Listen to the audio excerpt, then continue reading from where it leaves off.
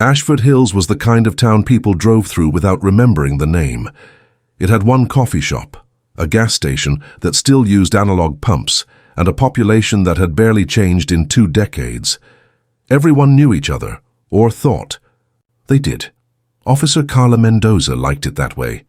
After transferring from the city 5 years ago, she'd grown to appreciate the slower rhythm.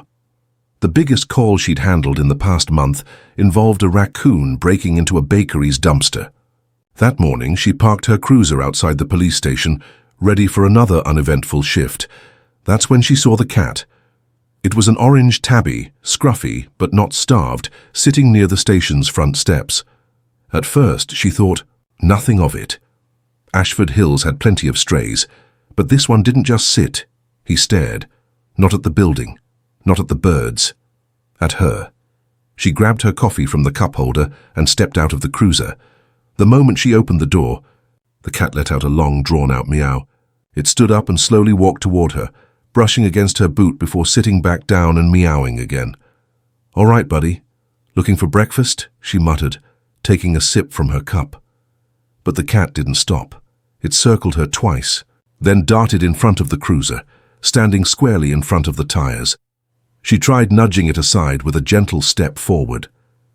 The cat didn't move. It just stared again, eyes fixed on her, as if it were trying to tell her something. Carla raised an eyebrow. "You're a dramatic little thing, huh?" She turned the ignition, hoping the engine would scare the cat off.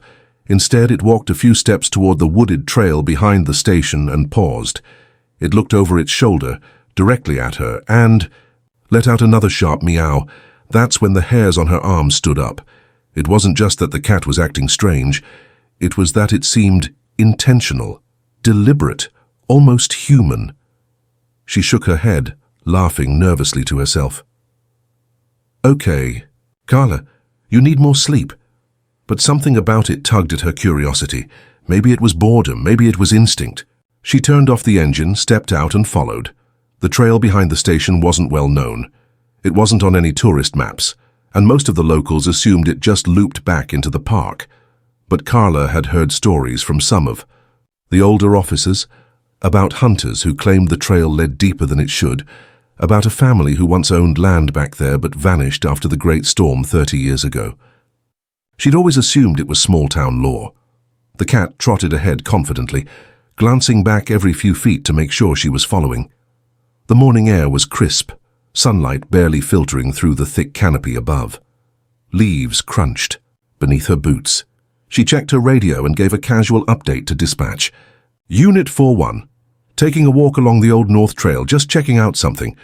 No backup needed," the dispatcher acknowledged with a sleepy voice, and Carla continued. As they moved deeper into the woods, the noises of the town faded. There were no car engines, no voices, only the chirping of birds and the occasional rustling of something unseen in the underbrush. The trail narrowed, twisting and turning in ways that made it impossible to guess what lay ahead. Then, after nearly 10 minutes, the cat stopped. It stood still at a thick wall of bushes and pawed at the ground. Carla hesitated. The growth here was dense. No normal person would think to go further. She knelt down, pushed aside a few branches, then froze, just beyond the foliage, half swallowed.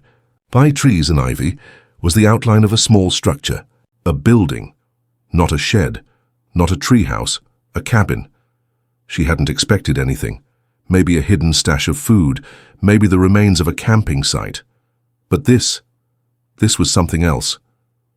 The cat sat calmly beside her, tail flicking slowly, as if saying, "Here, this is what I needed you to see." Carla stared at the cabin. Something felt wrong. The air was different here, still and heavy. She stepped back and reached for her radio again. "Dispatch, this is Unit 4-1. I've found an unknown structure off the North Trail, requesting immediate backup." The silence that followed was broken only by the faint meow at her feet, and suddenly a quiet town no longer felt so quiet. The forest seemed to shift the moment Officer Carla Mendoza called for backup. The trees felt taller, their limbs heavier. Even the air carried a weight she couldn't quite explain. She looked down at the orange cat, still sitting calmly, as if it had been through this path 100 times before. It blinked at her slowly, then stood and padded forward, disappearing through the brush ahead. Carla hesitated, then ducked through the tangled leaves and followed. She didn't want to go in alone, but she didn't want to lose sight of the cat either. The overgrowth on the path was dense now, far thicker than any trail meant for walking. Vines curled across the ground, and old branches cracked beneath her boots. This was no maintained route. In fact, the forest here looked untouched for years, maybe decades. Carla pulled her flashlight from her belt. It was morning, but the sunlight barely pierced the thick canopy overhead. Shadows stretched between the trees like reaching arms. The cat moved ahead with ease, weaving around roots and ducking beneath thorny branches. She spoke aloud, mostly to calm herself. "You know, you could have just brought a map instead." The cat gave a faint meow without turning around. It was unnerving how it kept checking that she was still there, like a guide. 5 more minutes passed, and the air grew cooler. Carla's radio crackled. "This is dispatch. Copy your last transmission, 4-1. Did you say unknown structure?" She clicked the mic. "Affirmative. Small cabin off the North Trail. I'll mark my location. Copy that. Unit 35 is en route. ETA 10 minutes. Carla felt a wave of relief. Backup was on the way. But still, something in her gut told her not to wait. The cat finally stopped again, just ahead of a tall clump of dead ferns. Carla pushed through and came face to face with the cabin. Now that she could see it fully, it looked even more out of place. The structure was made of weathered wood, stained dark with age. Ivy crawled up its sides like veins. The windows were small and shuttered, the glass behind them fogged and cracked. The door hung half open, barely holding onto one hinge. She approached slowly, hand resting on the grip of her sidearm. Her flashlight beam swept across the front of the cabin. No footprints, no tire marks, not even a trail suggesting someone had been here recently. It was as if the forest had grown around it to hide it from the world. She paused at the entrance. Something about the door made her uneasy, not just because it was open, but because it hadn't been forced, it had been left that way. The cat stopped at her feet again and sat down, tail curling around its paws. It didn't meow this time. It just waited. Carla took a deep breath and stepped onto the porch. The wood creaked under her weight. She nudged the door with her foot. It groaned as it swung open wider. The smell hit her immediately, musty, damp, like rotting paper and old earth. She swept her flashlight across the room. The interior was small, just one large room with a kitchenette, a small table, and a broken-down armchair in the corner. Everything was coated in a layer of dust, thick, enough to draw lines in, but something about it didn't feel abandoned. It felt paused. There were old magazines stacked in a corner, a mug still sitting beside the sink, and a jacket slung over the chair. That's when she noticed it, on the table near the back wall. A notebook. Its cover was worn, corners curled, with time. She took a cautious step inside, her ears straining for any sound. Nothing. No animals. No wind. Just silence. She moved toward the table and opened the notebook. Inside were pages of tight, messy handwriting. No dates. No structure. Just lines and lines of thoughts. They said I was wrong. But I've seen it. The pattern is there, always watching, always circling back. The cat knows. The cat always knows. Carla stepped back, heart pounding. The cat sat just outside the doorway now, staring in. She didn't know what she had found, but it was bigger than she had imagined, and somehow she had the feeling this was only the beginning. Officer Carla Mendoza stepped out of the cabin, heart still pounding from what she'd read inside. The cat, still sitting just beyond the porch, watched her quietly. Its tail flicked back and forth, slow and steady, as if it had all the time in the world. She knelt beside it. "What is this place?" she whispered. Of course there was no answer. Moments later, the sound of an engine hummed through the trees. Carla stood up as a second police cruiser pulled up along the edge of the overgrown trail. Officer Derek James stepped out, brushing leaves from his jacket. "Carla," he called. "You weren't kidding. This trail's barely passable. You all right?" She nodded but didn't smile. "You need to see this." Derek followed her up to the cabin, eyebrows furrowing as he took in the structure. This place isn't on any property record I've ever seen. That's because it's not registered, Carla replied. I already checked with dispatch. It's not on the town's official zoning map, and none of the old land claims include this section of forest. It's like this place was built to be forgotten. He looked around uneasily. Or hidden. They entered the cabin together. Carla swept her flashlight across the room again, stopping at the table. Found this notebook here, she said, pointing. There are dozens of entries. No dates, no names, just fragments, warnings, observations, something about patterns, and the cat. Derek flipped through the pages, silently. After a moment he looked up. You think whoever lived here is still around? Carla shook her head. No signs of recent activity. Dust is thick, food is rotted, and the calendar on the wall stops 9 months ago. But, she paused. It feels recent, like they left in a hurry, or were planning to come back. Derek walked to the window and pulled back the curtain slightly. The glass was stained, but enough light poured in to reveal more of the interior. Old newspapers, scattered Polaroids, stacks of empty cans, and several maps with circles drawn in red ink. Looks like we've got ourselves a prepper, he muttered. Maybe, Carla said, or maybe something else. She opened a drawer in the small desk near the back of the room and froze. Inside were dozens of photographs. Most were blurry, some clearly taken from a distance. She held up one and squinted. Her breath caught. It was the back entrance of Ashford Hills Elementary. Another photo showed the grocery store loading dock. Another captured a row of houses near the edge of town. She showed them to Derek. These aren't just random shots, these are locations in town, taken from angles someone would use to stay hidden. Derek's tone changed. Okay, this just got more serious. Carla pulled out a folded sheet of paper from beneath the photos. It was a hand-drawn map of Ashford Hills. Red circles marked certain intersections, buildings and walking paths. One corner was labeled in shaky handwriting, known sightings, recurring paths, avoid these times. Derek rubbed the back of his neck. Who was this guy, a stalker or just paranoid? Carla frowned. He knew what he was doing. Whoever lived here was watching the town, and he thought someone was watching him back. Outside, the cat let out a sudden, sharp meow. Carla stepped to the doorway. The cat had moved, now standing near a patch of brush just beyond the edge of the clearing. It stared at her, unmoving. She turned to Derek. There's something else. This cat, it led me here. It literally refused to let me leave the station. Parking lot until I followed it into the woods. Derek looked from the cat to Carla, skeptical. You're saying the cat brought you here on purpose? I'm not saying it makes sense, she replied. I'm saying it happened. Derek glanced back at the notebook. Then we need to find out who lived here. If this place isn't on any records, we'll have to dig into archives. Maybe talk to people who've been here long enough to remember. What was here before? Carla nodded. Agreed. We need to secure this place. No one goes in or out until we know what we're dealing with. As they stepped back outside, the wind rustled through the trees, carrying the faint smell of earth and old wood. The cat began walking again, deeper into the forest. It didn't look back this time. Carla watched it go, her pulse steady but uneasy. This isn't just about a hidden cabin, she said quietly. Derek raised an eyebrow. Then what is it about? She didn't answer. She didn't know yet.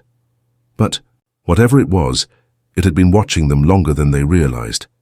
Back at the station, Officer Carla Mendoza sat at her desk, surrounded by files pulled from the archive room. The small table in front of her was covered in layers of dust-coated folders, faded maps, and handwritten census notes from over 30 years ago. Across from her, Officer Derek James worked silently on his laptop, cross-referencing property records and logging the cabin's coordinates into the town's mapping system. So far, nothing, he muttered. That part of the forest hasn't been listed under any ownership since 1989. Before that, it's just marked as unclaimed rural reserve. Carla didn't look up. Her eyes scanned the edge of an old zoning blueprint, the corners brittle from age. Then she spotted something. Here, she said, tapping the map. See this? There used to be a path leading out of the forest on the north side, exactly where I entered. It's labeled as part of a private parcel, owned by someone named Langford. Derek leaned over to get a closer look. Langford doesn't ring a bell. Carla dug into a stack of local property tax records and found an entry from 1985. Marcus Langford, born 1947, lived just outside Ashford Hills. Property boundaries were never formally surveyed. There's no record of his death. Just that. The taxes went unpaid after 1992, and the land reverted to state control. Derek frowned. That's over 30 years ago. Carla kept reading. Neighbors reported he was a recluse. Some thought he left town. Others thought he went missing, but no official report was ever filed. What about the cabin? Derek asked. She flipped to a hand-drawn sketch of the Langford land from an old forestry report. It's marked right here. Structure, suspected habitation. But there's no follow-up. It's like the place was noted once and then forgotten. Derek sat back in his chair thinking, if this Marcus Langford really lived there, and he was the one writing in that notebook, then he must have been hiding from someone, or something. Carla looked toward the window. Outside, the sky was beginning to turn a pale orange. The cat had disappeared after they left the forest. No one had seen it since. Or he was watching something no one believed existed, she said softly. Just then, the station door creaked open. Deputy Lila Harper walked in with a confused look on her face. She carried a brown paper envelope marked, Personal Effects, Storage Vault C. You're not going to believe this, she said, placing the envelope on Carla's desk. I ran a search through the old evidence storage logs. Guess what name popped up? Carla raised an eyebrow. Langford, Lila nodded. Found this buried under unfiled materials from the early 90s. No case number, no police report attached. Just a note that says, recovered items from forest cabin. Carla carefully opened the envelope. Inside were several black and white photographs, all faded and slightly warped with time. Each one showed the same figure, a man standing in the forest, always at a distance, always alone. In one photo, he stood at the edge of a clearing with his head tilted slightly upward, as if listening for something. In another, he crouched near the base of a tree, hand pressed flat against the trunk like he was feeling for a heartbeat. Then there was the final photo. It was blurry, darker than the others, but it showed a clear outline of the cabin, and standing just outside the door was the orange cat. Same stripes. Same stance, same eyes, except the photo was dated 1991. Carla slowly lowered the picture. That's the same cat, same markings, same look. That means either someone had the same pet for over 30 years or it's not a regular cat, Derek finished. The room went silent. Lila looked uneasy. That's not even the weirdest part. I tried pulling Langford's birth certificate. It exists. But his parents, no records, no school enrollment, no medical history after 1964. He just appears. Carla's thoughts raced. This wasn't just about a recluse hiding in the woods. This was about someone who had tried to warn others and been ignored. She looked at the photo of the cat again. Its eyes seemed to look right through. Something's coming, she said quietly. Langford knew it, the cat knows it, and whatever it is, it's been here longer than we thought. 2 days later, Officer Carla Mendoza returned to the cabin, this time with official permission to investigate. Yellow police tape now marked the perimeter. A team of forensic technicians worked quietly, collecting samples and documenting the far scene. But even with extra people and daylight, the place felt no less strange. Carla stood inside the cabin once more, her eyes resting on the cracked photograph of the orange cat. It had been propped on a shelf behind some old books, as if Marcus Langford wanted it to be seen but not noticed too easily. The same cat. Unchanged for over 3 decades. Derek entered, holding a small cardboard box. We found this buried under the floorboards, he said, wrapped in plastic and duct tape like someone really didn't want it found. Carla opened the box carefully. Inside were rolls of paper, most of them covered in scribbled drawings, strange symbols, and what looked like clock diagrams. Some had lines connecting places on maps. Others showed spirals, loops, and arrows, all pointing back to one thing, a central eye. At the bottom of the box was another notebook. This one was different. The handwriting was neater, the pages were dated. Carla flipped to the first page. January 6th, 1991. It watched me again last night. I don't know how I know, but I do. The pattern is returning. The same time, the same places. The cat is the only one who still comes back. Everyone else forgets, but it doesn't. It remembers. She kept reading. The entries became more erratic as time passed. Langford described hearing a hum in the forest at night, one that only he seemed to notice. He wrote about people in town acting strange, forgetting things they shouldn't, repeating questions they'd already asked. March 2nd, 1991. Saw Mrs. Healy again. She asked me about the missing boy. But no one's missing, not yet. The pattern wants someone. It always does. Carla froze. Mrs. Healy, she whispered. Derek looked up. The librarian, she's still alive. Carla nodded. She's been in town forever. If anyone remembers Langford or what happened back then, it's her. They left the cabin, heading back toward the trail. Just as they reached the path, they stopped. The cat was there again. It stood in the exact same spot as before, tail flicking gently, but this time it didn't walk away. It just stared. Okay, that's not normal, Derek said. Carla crouched down. Are you trying to show us something again? She asked softly. The cat blinked. Then it turned and padded off into the trees, but not toward town. It was heading north, deeper into the forest. Derek hesitated. Do we follow it again? Carla looked toward the woods, then back toward the cabin. We don't have a choice. Do we? They followed. The cat led them through tangled brush and dense ferns for almost 20 minutes. The forest grew darker despite it being midday. Finally, they reached a clearing. At its center stood a stone well, old and covered in moss. The cat stopped beside it and sat down. Carla approached slowly. The well had no roof, no pulley, no sign of recent use, but carved into the stone were the same symbols they'd seen in Langford's notes. She peered over the edge. It was too dark to see the bottom. She dropped a small rock. No sound. Derek looked uneasy. I don't like this. Carla nodded. Me neither. Then her radio crackled. Officer Mendoza, this is... Dispatch, we have a situation at Ashford Hills Elementary. A student has gone missing.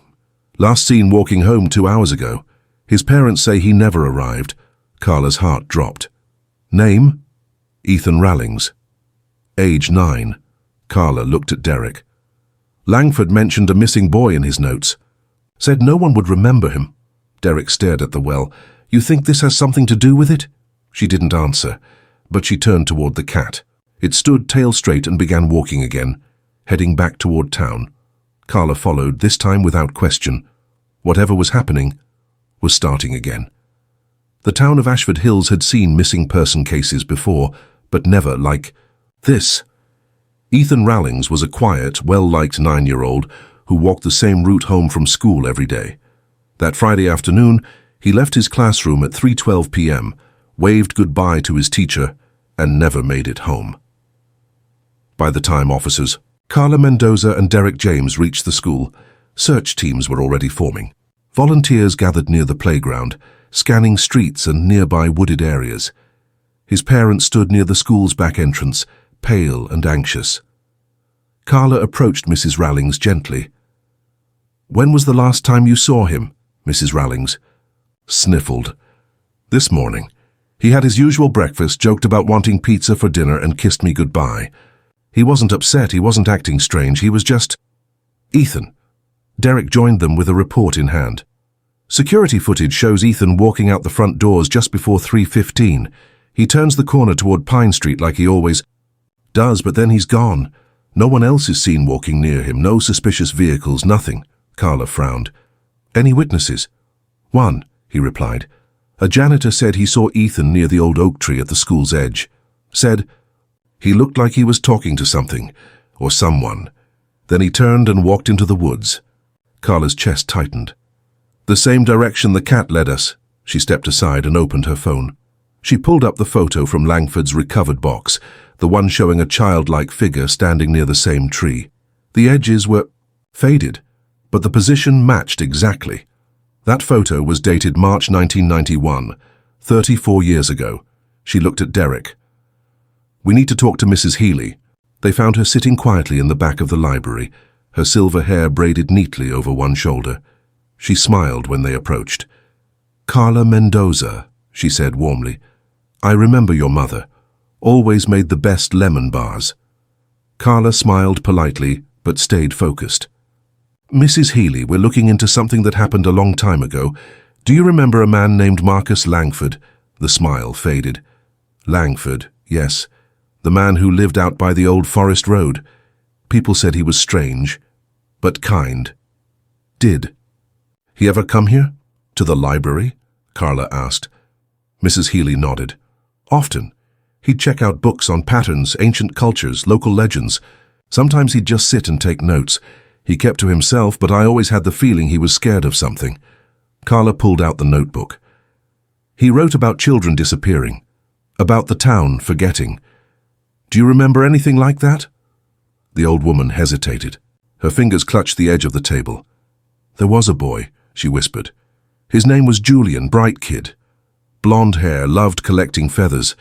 One day he just vanished. No one could explain it. One minute he was walking home, and the next he was gone. The strange thing was people stopped talking about him, like he'd never existed. Carla exchanged a look with Derek. He wrote that the pattern was returning, Carla said, and now another boy, Ethan, is missing. The same route, the same forest. We think whatever Langford saw, it's happening again. Mrs. Healy's eyes filled with tears. He tried to warn us, but no one listened. They called him a lunatic. I should have paid more attention. Derek leaned forward. Was there anything Langford ever said that seemed important? Any name, place, phrase? Mrs. Healy thought for a moment, then nodded slowly. He always mentioned something he called the echo point. Said it was where the town forgot and the forest remembered.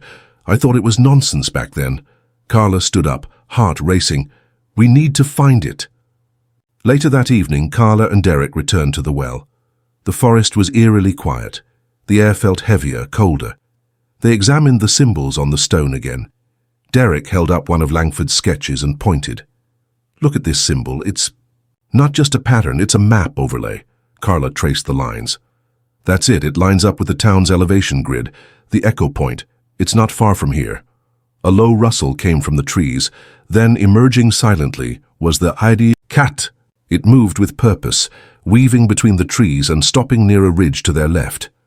Carla followed it without hesitation. As she stepped through the brush, her flashlight caught something ahead, a clearing, circular and unnaturally quiet. At its center, glowing faintly beneath the moss, was a spiral of symbols etched into the earth. The echo point, she whispered. Then a distant sound, a child's voice, calling for help. Carla Mendoza froze. The voice drifted through the trees again, soft, muffled, almost like it was coming from beneath the ground. Help, please. Derek's eyes widened. That's Ethan. He turned in a slow circle, flashlight sweeping the clearing. But where's it coming from? I don't see him. Carla stepped carefully toward the center of the spiral, her boots brushing aside fallen leaves. The carved symbols beneath her glowed faintly in the dark, not with light, but with memory. They pulsed, not like electricity, but like breath.